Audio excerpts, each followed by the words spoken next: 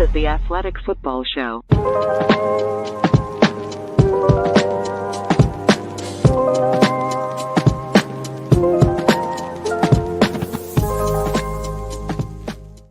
Welcome to the Athletic Football Show. I'm Robert Mays. Joining me today, it's my good friend Nate Tice. Nate, how you doing, buddy? Doing very well. Put the fours up. Fourth quarter. Here we are. Free agency day 4. Put those fours up. I'm doing very well. Some interesting, some news every night. It seems like that we get to marinate on throughout the day and then get to talk about a few hours later. How are you doing? How are you doing in the is it the Big Easy? Yeah, I'm in the Big Easy. I'm in New Orleans. It's been great so far. My friends rolling in. We had a wonderful afternoon as I was eating a po' boy and keeping track of what was going on in the free agency world. So shrimp po' boy or shrimp and oyster is what I went with. So you went half and half. Yeah, it was very, very good. Mm-hmm. So I'm starting it off right. We had a fantastic meal yesterday. I'll do a full New Orleans food recap next week after I'm done. We don't want to do it halfway. So just a quick heads up, not a ton to get to today. So we'll get through some of these, fairly quickly. We're not going to do any kind of big picture wrap up stuff yet, just because I'm going to save that for early next week into maybe the middle of next week. So kind of some winners and losers, big picture thoughts about free agency. We're going to have plenty of time for that as some more of these signings roll in and the dust clears a little. So today we're just going to kind of pick off 6-8 signings and maybe some conversations about teams and how those signings fit into some plans today. But we've already knocked out most of this. Things are starting to die down. I think that's kind of the big picture takeaway here, is that most of the big dominoes have fallen. And we're going to talk about physically the biggest domino of them all to fall in free agency. And that is Orlando Brown signing with the Cincinnati Bengals. Okay. Tom Pelissero had it first from NFL Network, 4 years, $64 million, a $31 million signing bonus. Ian Rappaport reports that it's $43 million guaranteed. Seems shockingly low, right? Yeah. I was talking to somebody about signing and landing in Cincinnati this morning. I was picking their brain. It was a coach, and asking, why do you think the market was so low? And they're like, I don't know what the market forces were, but I think the only reason Cincinnati was able to be involved, it was because it was this reasonable. They obviously got some big checks coming down the road here, but now they have a guy who is going to play left tackle for them, locked in for $16 million a year for less guaranteed money than Mike McGlinchey got from the Broncos. Which is really, when you stack it up, your first it's like, oh, $16 million a year. And then you stack it up and look at other tackle contracts, even with the guarantees. It's like, okay, this is, I know he wanted to set the market, and this is, well, not even like setting that upper tier. This is that kind of next tier down, which has shocked me. I thought somebody would bite, and it looked like no one did. I mean, someone did. The Bengals did, and the other teams were interested, of course. It seemed, I trotted out the Khalil Mack trade because the Bengals had space, and I was curious, with their signings, how they'd use it. Yeah, they brought Pratt back, but they kind of kept that space a little, a viable candidate to sign somebody. And I was just very curious who it was, and it turned out to be Orlando Brown that they made a stab at. But yeah, it really was. I thought the money would be a little bit more, even if I didn't feel like it was justified. This actually is like a little more tolerable for what he is and kind of how the market broke out. I mean, he's making less per year than guys like Garrett Bowles. Like that even some of the right tackles, less per year and less guaranteed than Taylor Moton. Yeah. I mean, and less per year and less guaranteed than Mike McGlinchey. The contract is less than what Cam Robinson got per year. Yeah. I mean, we talked about this in relation to Donovan Smith, kind of the guys in that serviceable tier of left tackle contracts where they're getting between $15 and $17 million a year. The way that I've always described it is the Jake Matthews contract. Like he's the guy I use as kind of the benchmark for it. Yeah. This above average to good. Like, that tier. This is where it comes in. Yes. And I don't know if this was a case of there not being that many teams like we talked about that had a seat at left tackle where they were willing to pay a premium for him. If this is how the league viewed him, I don't know exactly what factors led to this, but it's definitely a smaller number than I would have anticipated for sure. Absolutely. There's a couple of these contracts this season out of it just feels like the secondary market, not the DBs, but the second tier market and third tier markets kind of no one blinked. No one kind of outbid themselves. It really felt like teams were pretty smart about it. And it feels like a lot of those for a premium position like this at tackle and at corner, as we talked about yesterday, is those premium positions second market or the second tier market has kind of solidified. Like, nope, this is what we're paying. It's a good point. And it's interesting. I think it's teams have gotten a little bit smarter. It feels like a lot of teams are like, nope, we're not doing it. We're not doing it. We're not doing it. We're not doing it. It's got to make sense. Yeah, I got to credit. I like this for the Bengals too. Just speaking from that, I think this is more than fair for what Orlando Brown is. I really do. So yeah, it was just interesting. I really did think somebody would blink and splurge on him, like someone like the Broncos did with McGlinchey. Like they blinked a little bit there, and it feels like somebody did with Orlando Brown. I guess they did not. On the Bengals side of this, I think two things to consider: short term, long term. Short term, he's going to play left tackle for them. I talked with somebody about that this morning. As he'll tell you, he is going to play left tackle for them. Yeah. So what does that mean with Jonah Williams? Yeah. I think the first iteration of the plan is that Jonah Williams will probably play on the right side, but I don't think that is set in stone. I think their thought short term here is let's get our best five. Yep. Let's figure out who the best five are. Let's go through camp. Let's see who that group is that gives us the best chance to win this year. Jonah Williams is on his 5th year option this season, so he will likely be moving on next year anyway. So I think that there's a short-term aspect to this, and the long-term aspect is we now have a left tackle for the next several years at reasonable cost control as we have to pay Burrow, as we have to pay Jamar Chase, all of that. Yeah, I mean, look at how they try to hodgepodge their offensive line together, even investing those first-round picks like Jonah or free agency last year with Leo Collins. They're trying to find answers. The Bengals, they're going to be coached up. We've talked about that, but it's like they're trying to find answers, and at least this is better than a lot of other answers that they could have had. They could have drafted another guy and whiffed. They could have had another stopgap and try to figure it out. This is a real deal tackle at either side, but going to be left here. They're going to find their best answer, like you said, their best five. That's I think teams have gotten a little smarter about that. Of going, we just got to figure it out. Let's get guys that are a little versatile that can play both sides and make the best five out there. So it made a lot more sense for the Bengals than I maybe realized going into this process. But I just didn't think they would be in that range, and they were. Steelers also reportedly in the mix. That's a team we threw out that potentially could be interested in him, just because they did have a seat available where a lot of teams did not.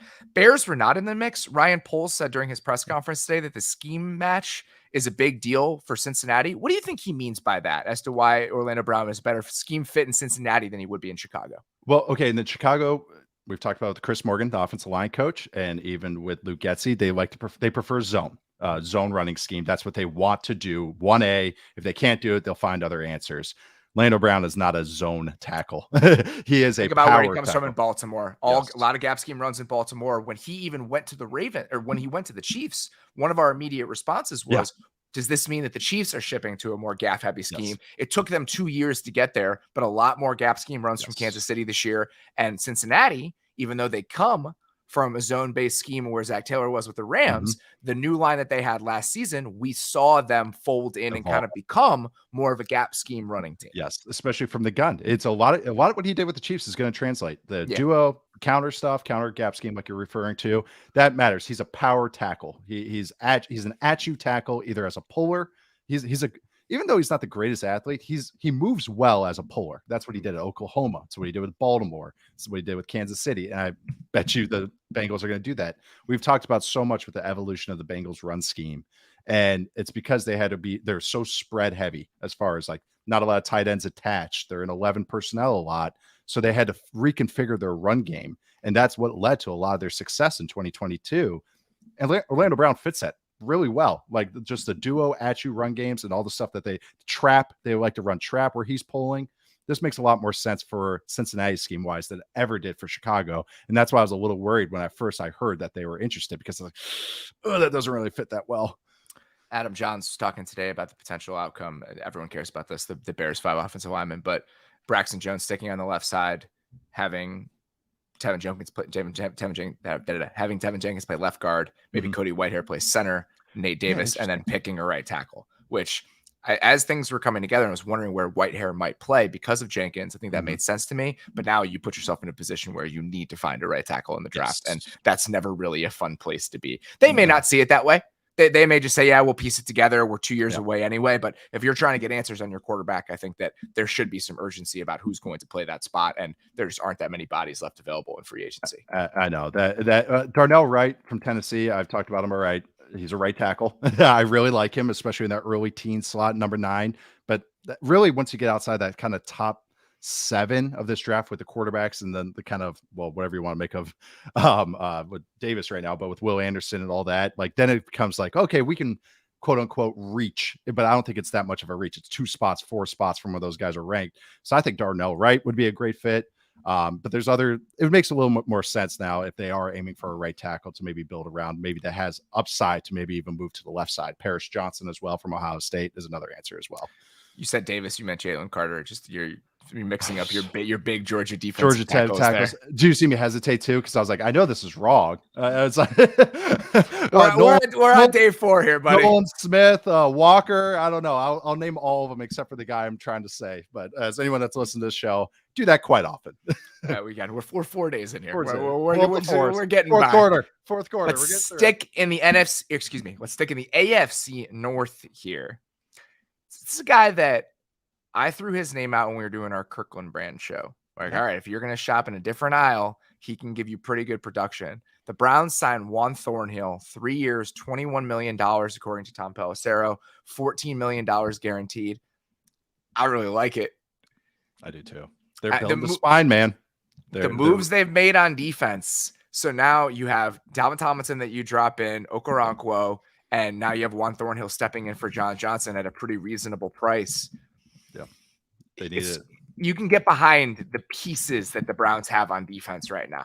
And this isn't breaking the bank. I mean, this is very, very fair for what Juan Thornhill is. He's a useful guy. He is also, if Jim Schwartz wants to be a little bit more aggressive, he's great as kind of the linchpin guy to like kind of shore up a lot of other things that's happening around him.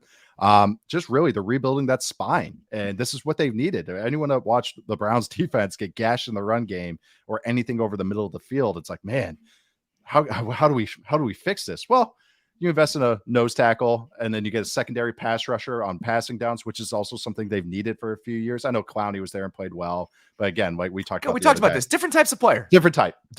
This guy is a true DPR designated pass rusher as opposed to Clowney, who kind of was balanced, did both. And then Thornhill is a lot more, I would say a creative player when maybe you can get creative with him. You can do a lot with him. And I think that makes sense. It's not going to be as static of a defense. There'll be a little bit quarters based still, but he's kind of Schwartz will reconfigure based on how his player skill set, some playmaking at the position. I think that's a better way to put it, but I think Thornhill really, really matches this. I like this. Another great fit. I really, really like this signing. This is going to be a really forced analogy, but after you made a couple cross-sport ones yesterday that I appreciated, I'm trying to throw my hat in the ring here. Let's do it. It almost feels like Clowney is more of like a dirty work, like rebound and defense type of guy, where Okoronkwo's game is like more of like a shooter. Yes. Like it's like a little bit smoother. It's a little bit cleaner. Yep. Like he's going to get you those dagger sacks in a way where Clowney was just kind of like a wreck shit player. Yeah. It's a very forced analogy. I like just like watching both of them. That's what it feels like the difference is. He's like a rim running dunker. That's what Clowney is now. That's how Clowney plays. Yes. And that is not how Okoronkwo plays. Nope. And so you're a little bit more bendy. It's a different body type. You're just getting a different feel out of that secondary pass rusher than what you've gotten over the last couple of years when Clowney has been that guy. This a lot, man. These are, even if I thought the Tomlinson thing was a little bit of an overpay, I understood the thought process behind it because of what they needed. I think these are all three just like at least doubles for the Browns. I really, really like this trio of guys they signed. And Delpit started playing much better at the end of last season. Yeah. You have Thornhill in there to be kind of, again, just a stable force. Their corner group is pretty good. You have a little bit more meat up front. Just the overall starting 11 on defense looks so much different than it did last year. I think in large part just because Dalvin Tomlinson is so much different of a body type and a skill set than what they've had over the last couple of years, where when you see him in the grander mix of it, it just feels so much different than the type of team we've been looking at over the last couple seasons. Yeah, they're adding a little beef to their speed, and even though Okoronkwo's undersized, but that's what they're doing. They're adding a little more meat and potatoes to some of the frosting they've had there. More AFC North stuff. We haven't talked about this team really at all, but they've made a bunch of kind of lower tier, mid tier signings. The Steelers have added a bunch of different pieces. Yeah. So they bring back Larry Ogunjobi, according to Tom Pelissero, 3 years, $28.75 million, $17 million guaranteed. So definitely like 1-2 steps down from some of those other bigger defensive tackle deals that we've seen, kind of like Tomlinson. Yeah. You know, they didn't really have, much depth or many bodies on the interior of their defensive line. They have a couple guys that are expected to depart in free agency. So you keep him with Cam Hayward after they signed him last year. And then some other things just to kind of like fill out depth on their defense. They go sign Cole Holcomb from Washington, who has been a useful player in Washington. I like him. Somebody that can just plug and play. So they're clearly getting cheaper. At that position. They cut Miles Jack. Devin Bush not expected to be there. So Holcomb's, again, just a guy you drop in and can play. Feels like Nate Herbig is the same kind of deal at guard. And then they bring in a Landon Roberts. So that what they're doing, it feels like just kind of piecing together some of these starting roles. Patrick Peterson feels like that. I have no idea what to make of this team still. Like, they are just a black box to me. I still don't really understand the Steelers, but this is kind of the area they've been shopping in on defense here over the last week or so. Yeah, they're definitely working the middle aisles, maybe even the lower budget aisles. But these all made sense. And then with Ogunjobi, I mean, the Steelers' run defense was fantastic last year. I think they're like a top 5 unit. Look at all the metrics. But, Ogunjobi, Hayward, TJ Watt, and Alex Highsmith. Oh man, that's a good group. That's a good group. That's a fearsome foursome right there. And yeah, it made sense. They kind of de-invested or stopped investing in linebacker. It seems like, with the Miles Jack trade and all that, they kind of work. Okay, let's reconfigure where we're putting our resources. And of course, they have the star of stars on the back end with Minka Fitzpatrick. So I think that's what it was. And now they re-signed Demonte Casey as well to kind of just be that other safety now that they might lose Terrell Edmonds. So I mean, it's not the most exciting group in the world, but they've been really successful with groups like that. Even like their cornerback play last year with like Weatherspoon and the ways they pieced it together. They've done a good job of piecing it together. And that's kind of what this feels like. Yeah, no, that's exactly it. Piecing it together. Even the Herbig signing, like, I understand that. That's a little stab. You might get a nice solid guard there for $8 million over 2 years. That was fine. Like, it's just like you said, they're piecing all these parts together. And that's fine when you're doing that in free agency, and then you keep your resources in the draft, and you're able to kind of maybe find more of those splashier star potential players in the draft. That's what they're doing. They're trying to just get on base with these guys, and I think they did a good job with it. I think Holcomb is fine. Like, he's there. I don't think there's going to be much drop off, even if he doesn't have the name recognition of the guys that he's replacing. And that's how you win free agency. You save money and get the same kind of level of play from the guy. I mean, he was a much, much better player than Jamin Davis when Jamin Davis was drafted in the first round. You got Cole Holcomb like holding down the middle of that defense in Washington when you're just terrified about the play of your first round pick consistently, which again is one of the reasons why investing in a first round pick at off ball linebacker is often a dicey proposition. Yes, it is. Yes, it is. No, couple I like more running back signings. Miles Davis. Good. Miles Davis. Hey, you are New Orleans. I've been hearing way too much trumpet over the last 24 hours, apparently. Do we have a Louis Armstrong coming up? I was at a spot last night and guy just killing it on the trombone. The best music you'll ever hear. Just killing it. I was like, oh man, I love this place. Yes. All right. And it's like, how are you not a star? You'll walk by these people playing. It's like, this is the best music I've ever heard. It's like this hole in the wall bar with 30 people in it. The beautiful music being played. Miles Sanders. There you go. Landing in Carolina, according to Ian Rappaport and Mike Garafolo. 4 years, $25 million, $13 million guaranteed. Pretty robust deal for a second contract for a running back. Deuce Staley is the running backs coach there. A little reuniting, a little reunion there for those two guys now in Carolina. What do you think about this as it relates to the broader scope of the Panthers offense and how Miles Sanders fits in Carolina?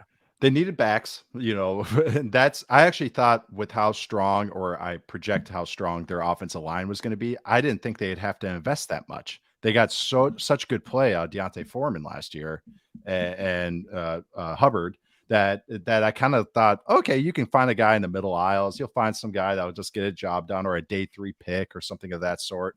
So I was surprised that they were the team that made this splash move. Miles Sanders is talented. He was one of my most improved players, not just because of the yardage that he gained this past year, but because of his play style. He always liked to bounce things. I've talked about this before, but he became a lot more patient as a runner, staying in between the tackles. He still is a liability in pass protection. He is best running out of the shotgun, so he has some limitations. And if I'm splashing some money at a running back, I don't want to really hear about limitations. I want my guy to be a true 3-down guy that can take 20 touches and don't even think twice about it. So I was surprised. I like the player. I like Miles Sanders. I like this fit because I think the offensive line is going to be great. So I think he's going to eat. I just was a little surprised by that they would actually splurge on him because I just didn't think it was necessary. So this feels like the tier of running backs that is starting to emerge, kind of a step down from the big name guys, right? So obviously, we've seen the contracts that McCaffrey got and Alvin Kamara, Derrick Henry, Nick Chubb is kind of in that same general range in AAV.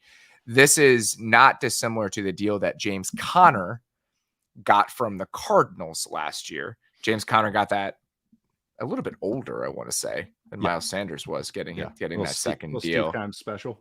Yeah, I mean that it was just one of those deals that just like never really made sense. They're keeping together an offense that's like aging and not that great.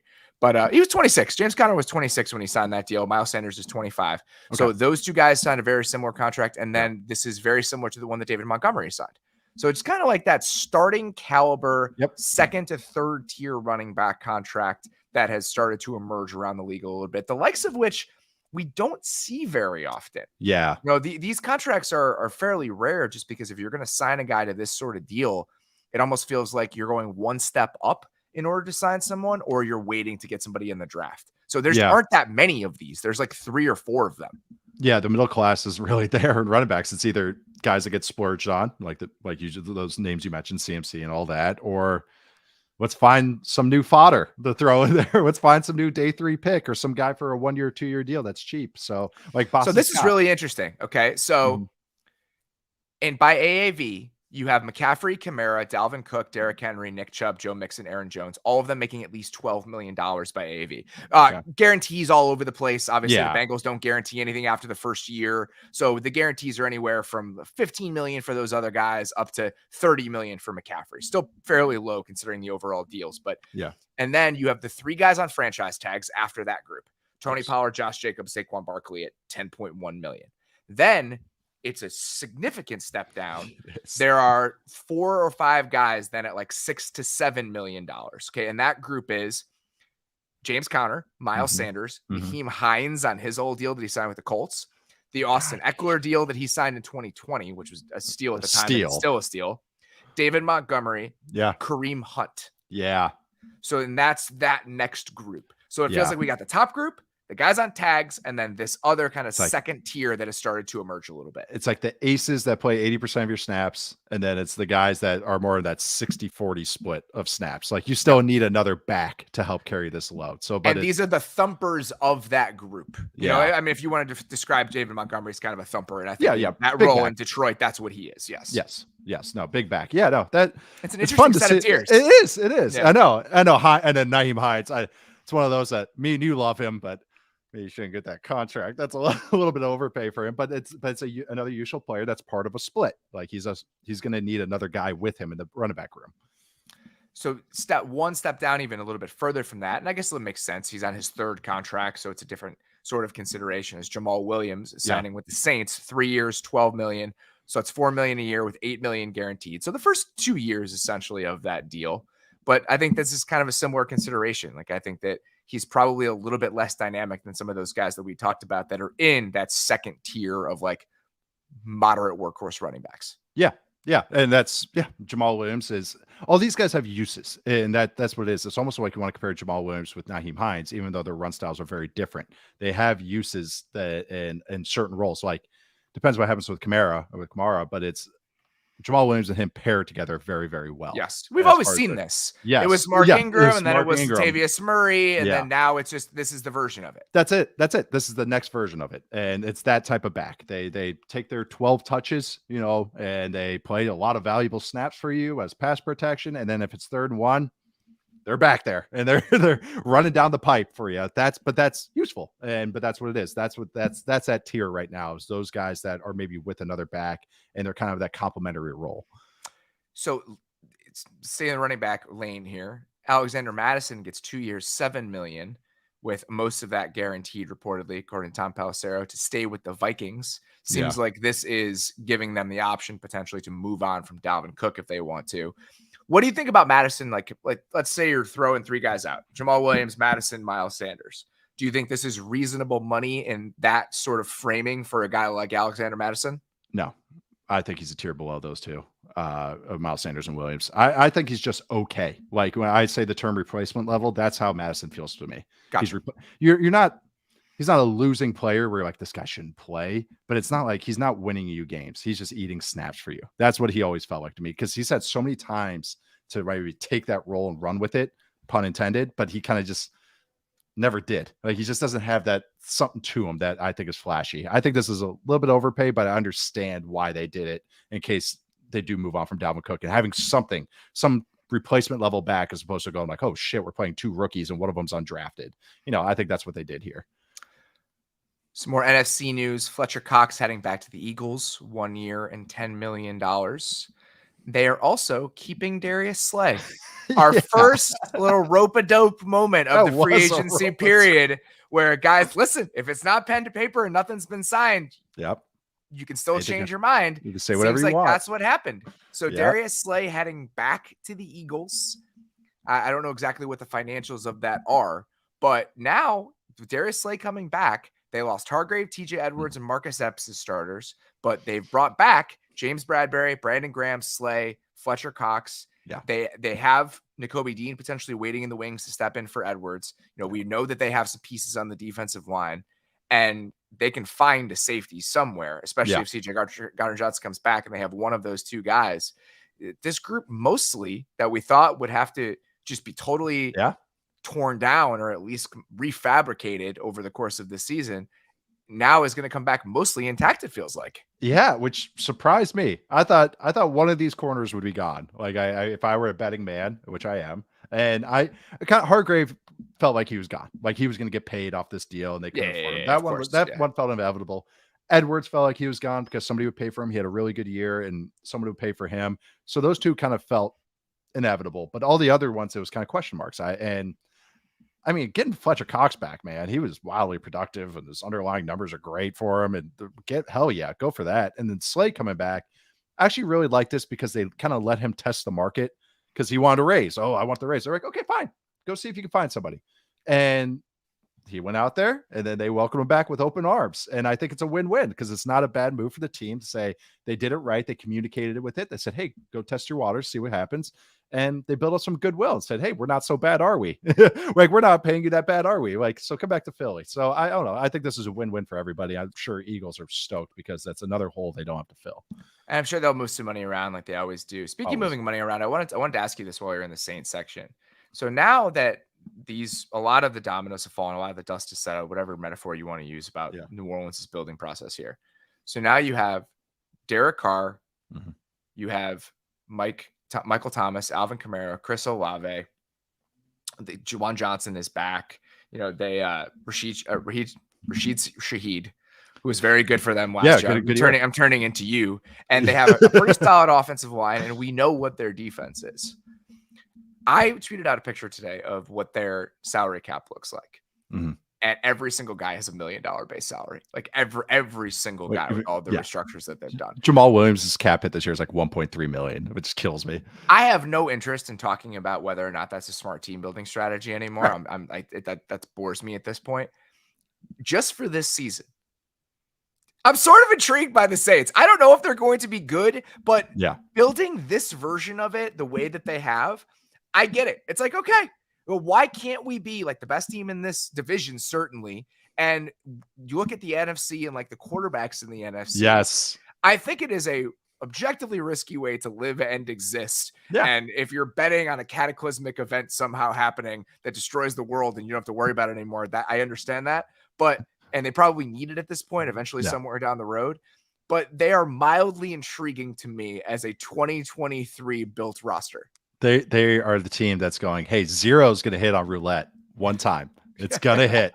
Hey, it's just in the odds. It's going to hit. And I think that's what they're doing. The offense is intriguing, especially if Michael Thomas, and this is, God, just pull a string. How many times have we said this? Like one of us has said this. Like, if Michael Thomas comes back into somewhat of his fully formed Michael Thomas play, really intriguing pass catchers, like you laid out, the offensive line, if they can stay healthy, is a very talented offensive line. A lot of guys I like there. McCoy. It is solid at the very least. Oh yeah. Ruiz was way improved last year. And I've always been a fan of McCoy. He just hasn't stayed healthy, and Ramczyk as well.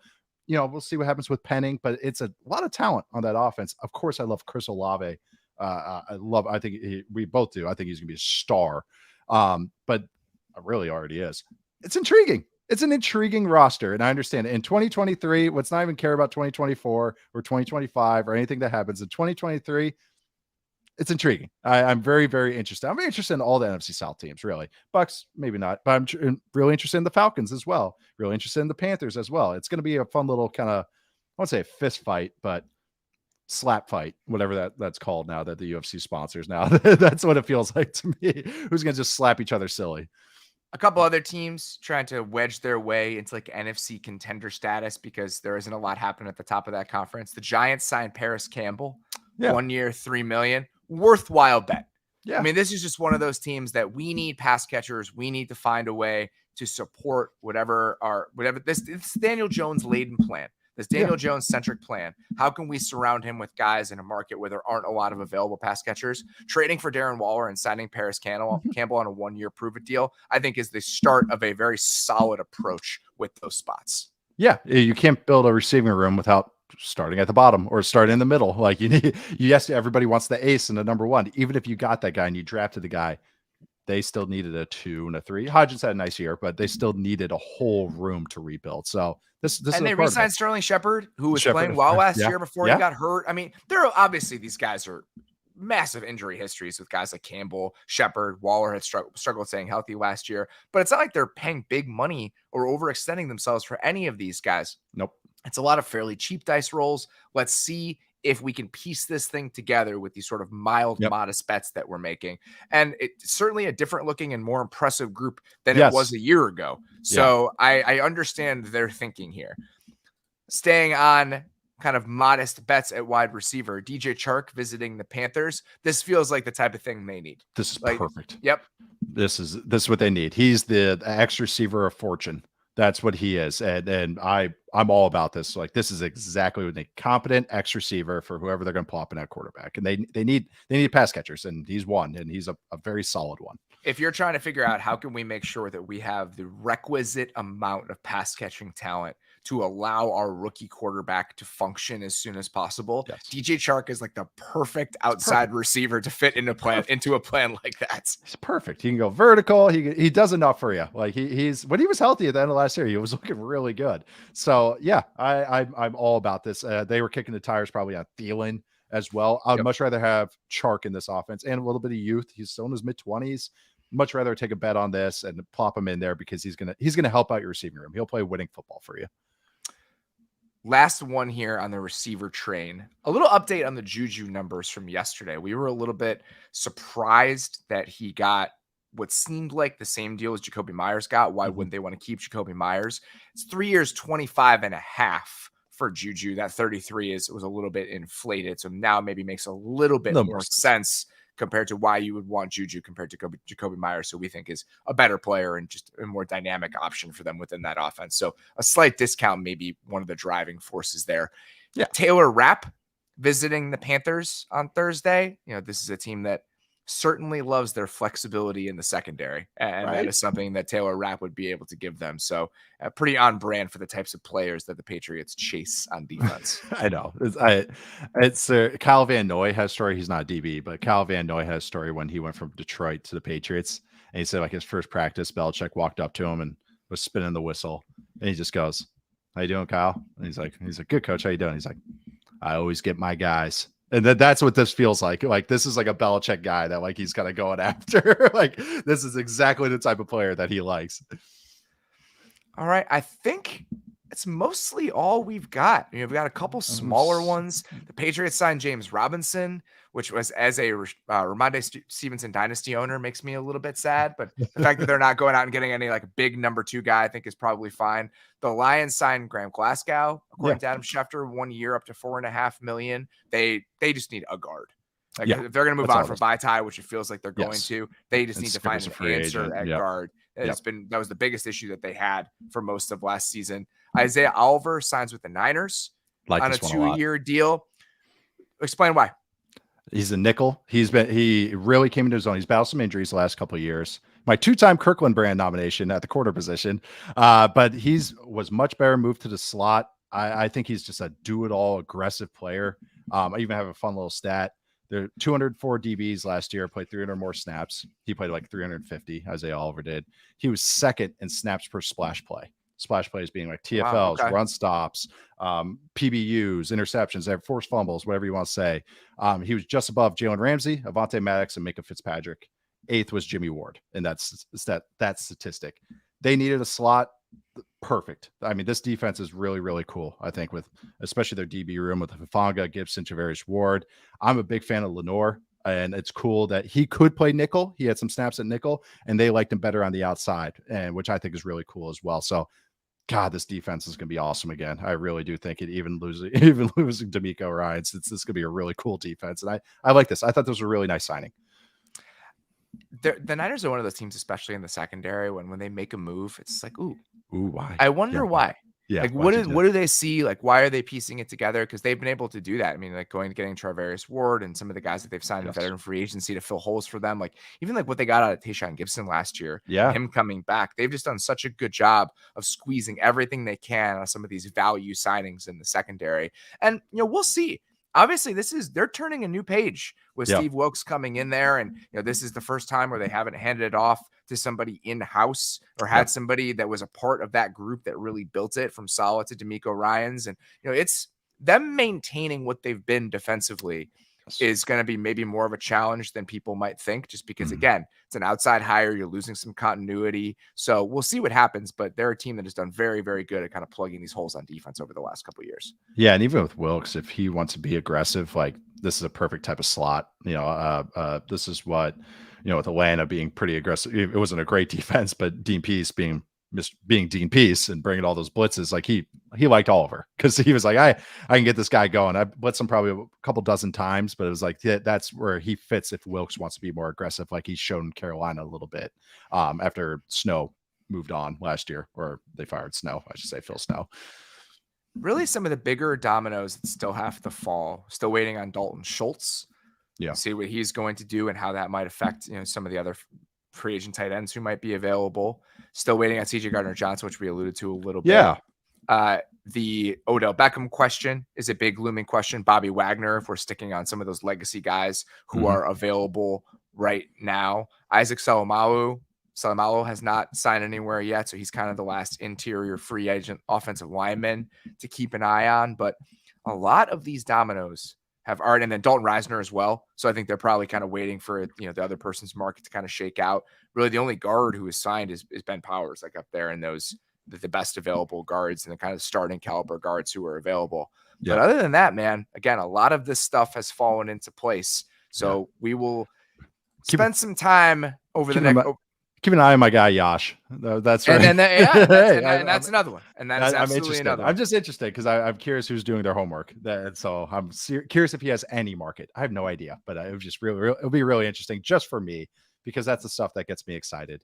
That gets me going in the fourth quarter of free agency week. Is seeing the market for a restricted free agent for an offensive tackle at the second round tender. That's what gets me going. So we will have some more coming out of the weekend, either coming to you guys first thing Monday morning or early at some point on Monday, just looking back at the week that was. So please be on the lookout for that. Tomorrow, Mike Sando and Randy Mueller are going to be doing the football GM on Friday. I am out, so those guys are taking over for us. We're handing off the free agency recap baton to them. I'm sure you'll get Randy's thoughts on a lot of some of the bigger deal signings that have happened. These guys really haven't recorded since free agency began, so excited for them to be able to share their thoughts on that. So please come back and check out Mike and Randy tomorrow, taking over for us. In the meantime, we sincerely appreciate you guys listening. If you have not, please rate and review the podcast on your podcast platform of choice. You can do that on Apple Podcasts. Leave us a message. Let us know why you love the show. We would sincerely appreciate that. If you're watching on YouTube, please like and subscribe to the YouTube channel. We cracked 10,000 subscribers to the YouTube channel this week, which is very exciting as we started from a a pretty low starting point when the season I think it was began, just our families that followed. Yeah, that was it. So that was it. Yeah, one stack of high society. We hit 10,000. So it's great. Thank you guys very much for all the support. Yes. We're excited for all the stuff that we're going to be doing on video here over the next couple months. So please come back and continue to check that out. For now, that is all we got. Please come back and check out Randy and Mike tomorrow. Appreciate you listening. We'll talk to you soon.